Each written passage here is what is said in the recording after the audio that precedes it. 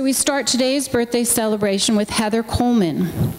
Heather was born and raised in the Green Mountain state of Vermont, and after graduating from Castleton State College with a bachelor's degree in business administration and $500 to her name, she packed up all of her belongings and moved to Silver Spring, Maryland. Now that's brave.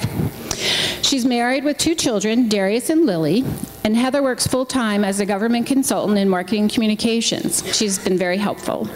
When she's not working, she enjoys social media, photography, traveling, and writing. Heather's going to read her essay today entitled Naked.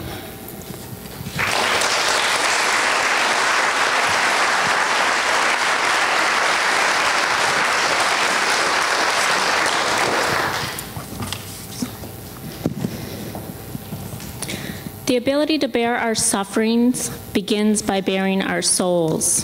This is my brave. I'm running frantically, all alone on the side of the road, mind racing, people staring, cars stopping, world ending. On a bridge, I'm completely naked. You see, I thought I had to save the world by being baptized in the Anacostia River, of all places.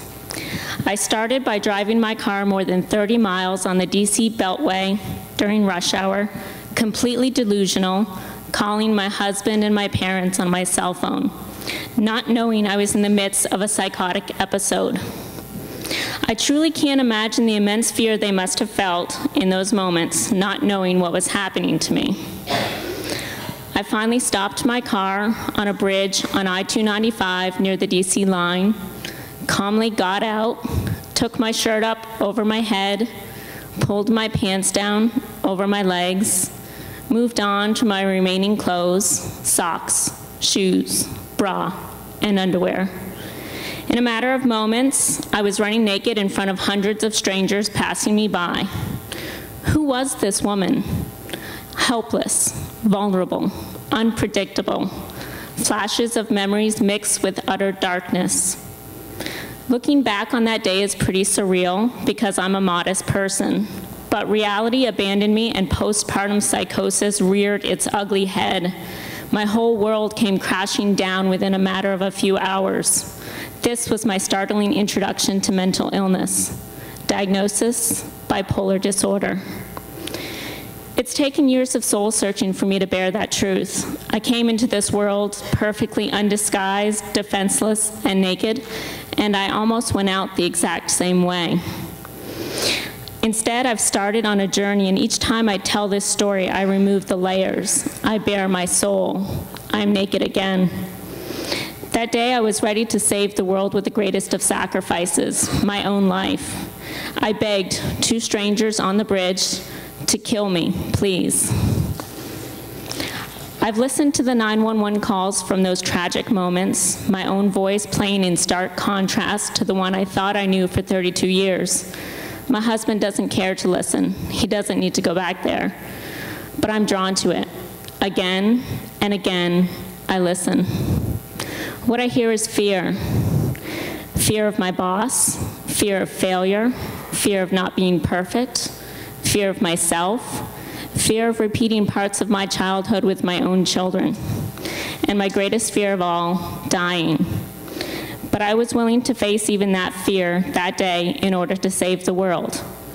Somehow, the world saved me.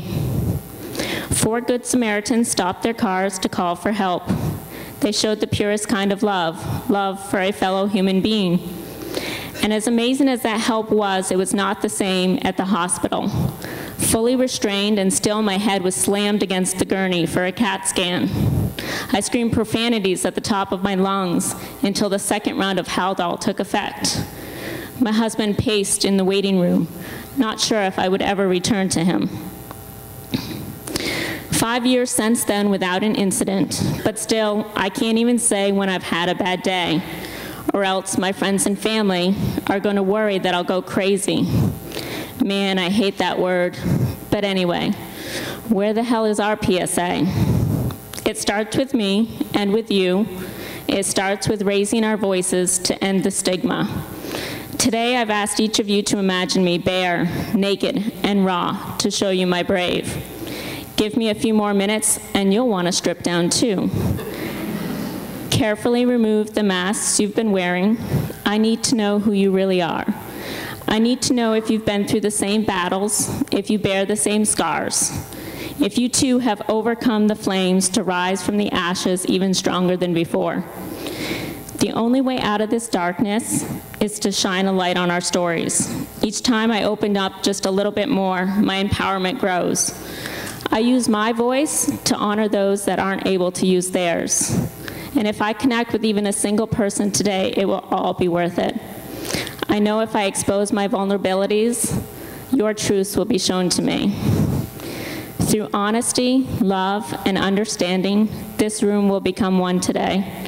We need to go out there and share this love with the world around us.